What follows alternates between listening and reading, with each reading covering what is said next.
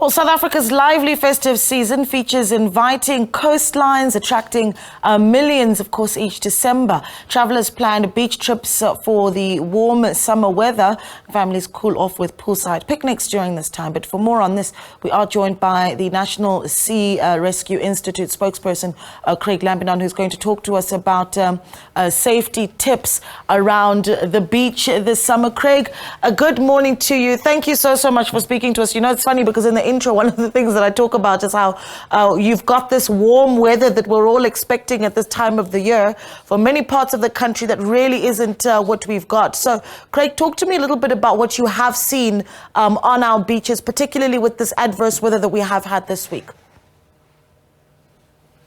Yes, thank you very much. We are continuing to appeal to the public to only swim at beaches where and when the lifeguards are on duty and swim in between their safe demarcated swimming zones, the safest swimming area that they post using their red and yellow flags. Now, it is obviously very difficult. The northern parts of KwaZulu-Natal have had these thunderstorms, these storms with flooding. We're also appealing to the public, don't try to cross over a river that is under flood or swollen.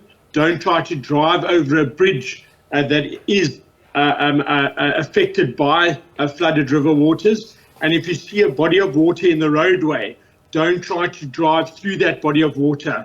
But it is really, at this time of the year, safety should be top of mind for every activity that you're taking part in. Even your swimming pool at home should have a cloak of safety around it. Yeah, but what is it exactly that we see as one of the biggest dangers, particularly in the behavior of people when weather looks like this and it is, you know, windy, cold, rainy? I mean, have you seen incidents of particularly vulnerable children wanting to take advantage and jump into the water, particularly by our beaches? Yes, that is a great concern to us because that is factual, what you've just said now. And we are appealing to parents to ensure that their children have responsible adult supervision in and around water, but when they are swimming in the water, whether it's a swimming pool, whether it's a puddle of water, whether it's down at the beach, a lake, river, dam, if your children are going swimming, you must designate someone, a responsible adult, to watch over the children while they are swimming. Drowning is silent. When a person drowns, they simply slip underwater. They don't shout for help or anything like that. They just try to keep their head above the water and then they slip underwater. So that responsible supervisor watching over the children mustn't be distracted by cell phone conversation or by chat around the braai, for argument's sake. They must physically watch the children while they're swimming, and that is very important. Yeah, and can we talk a little bit about how we choose the beaches that we do visit? I know that, you know, in some parts of the country you would have lifeguards. In areas where you don't, what to look out for, right? Yeah, so every municipality around the coastline, they do advertise on their webpage which beaches have lifeguards on duty. Right. And obviously we appeal to the public to only swim at those beaches where lifeguards are on duty. Rip currents are the greatest cause of drowning around our coastline. That, coupled with alcohol consumption, which dulls your senses and you're unable to get yourself out of trouble if you have been drinking alcohol. So don't drink alcohol and go swimming. But at those beaches where the lifeguards are on duty, they're looking out for where rip currents are forming. Rip currents form at different places constantly throughout the day. They will move their red and yellow flags to the safer demarcated swimming zone. They might move those during the day and ask the public to move with them to swim in between their safe area. Yeah. It has obviously occurred to us that people are swimming at beaches where lifeguards aren't on duty. If you're with your family and you're down at a beach and there are no lifeguards, rather pick yourselves up and go to a beach where there are lifeguards on duty. Yeah, you know, there's so much jargon that we use as well, and for people that, you know, have traveled to the coast for the festive season, perhaps may not be quite familiar with it. So let's talk about a rip current, what it is, and that there are, of course, tips of what to do if you are caught in a rip current, right? No, that is correct, yeah. So a rip current is really a natural flowing body of water that, as the waves reach the beach, the water's got to find a way to dissipate back out into the coast. It does that by forming its own river, for want of a better word, which is really a channel of water that's going through the wave line. It's not easy to spot for the layman. Lifeguards are trained to look out for that. It is kind of like a discoloration of the water where rip current is forming, but they form at different places constantly throughout the day. So rip currents are really something to watch out for. When you're in the water and you find yourself, normally what happens is you need in ankle deep or knee deep water. As a wave reaches you, you jump up to keep your head above the wave. When you land, you're not landing back on the beach under the water. You now find yourself floating. If there's a rip current either pulling to the side or pulling out to sea, it's in that moment you'll find yourself being swept out to sea. The key here is don't panic. Don't turn around and try to fight against the current. That'll only tire you out. Obviously, shout for help, but use your arms and legs in circular movements. Use the air in your lungs for natural flotation. That's treading water.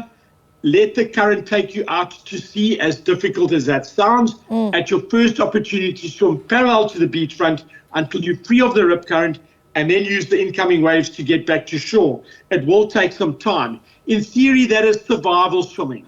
Yeah. Even myself as a rescue swimmer, if I go into any beach around South Africa today and I go into the water, exactly what I've described would normally happen to me 5, 6, maybe 10 times while I'm swimming. And in theory, that is survival swimming. You're simply staying afloat. You're letting yourself be taken away by the current at your first opportunity to swim across the beachfront until you're free of the rip current, and then you use the incoming waves to get back to shore. But don't panic, just stay afloat and tread water, and obviously shout for help so that the people on the beach can call the lifeguards. If there are no lifeguards there, they can call NSRI on our emergency numbers 112 or 087 094 9774, and the full might of NSRI and the emergency services respond to those types of emergencies. Yeah, I think that that's really great tips and great education as well for those that are visiting our beaches or even, have been there for a while. But can we talk a little bit about and emphasize the point around drinking on our beaches? The community safety head in Cape Town, JP Smith, was recently seen talking at the beaches in Cape Town about the concern that how innovative people are really becoming at bringing alcohol to the beaches, knowing that this is something that they're not allowed to be doing. But let's talk about that. Why is it dangerous for us to be drinking and swimming at the same time? Well, so first of all, drinking on the beach just makes an uncomfortable experience for everybody that's there, especially those with their families trying to enjoy this summer period at a beach. The problem with consuming alcohol and then going into the water, it dulls your senses. So if you do find yourself in difficulty, it's at that moment that you need all of your senses. You need to have a sound sense of mind to help yourself to get out of danger. If you've been consuming alcohol, unfortunately, that does dull the senses and you're unable to escape the danger, perhaps as quickly as you would have been able to. Sadly, we have seen cases like this just recently where incidents have caused people that have consumed alcohol to get into difficulty. Yeah. We must admit the hardest task we have is having to call a family to let them know that their loved one won't be coming home. Yeah. And at this time of the year, although at any time of the year, it's a crushing experience. At this time of the year, it does seem that it just does affect everybody a little bit greater. And that's why we're appealing for the safety conscious mindset around water and for all families to really help each other. Let's keep each other safe at this time. Yeah, what have you had any serious incidents reported as we've gotten into the festive season, Craig? So there have been a number of drownings around the coast. The latest, sadly, which it is still being investigated, the cause of death. It's a suspected fatal drowning that happened at Kleinbrook on 2 days ago on Christmas Day. And obviously, our thoughts and condolences are conveyed to the family and friends of that 66-year-old Mossel Bay man who sadly lost his life. But that is an extremely difficult case to deal with. While police and forensic pathology services are still investigating the cause of death, it is suspected that it may have been caused by or contributed by a drowning accident which became fatal. Yeah, Very, very concerning. And before I let you go, Craig, you gave us some numbers there for if you do find yourself in an emergency, what is it that we need to be doing? Give us those phone numbers once again. Yeah, so the emergency number to get hold of really any emergency service is 112 from your cell phone. For NSRI emergencies, you can also phone our Emergency Operations Centre. We've got 24-hour emergency operators on duty, and that's at 087 094 9774. And those numbers you call in a life-threatening emergency. Yeah. Craig, we do appreciate your time. Thank you so much for giving us that education. Craig Lambinon, who is, of course, spokesperson for the National Sea Rescue Institute, speaking to us there.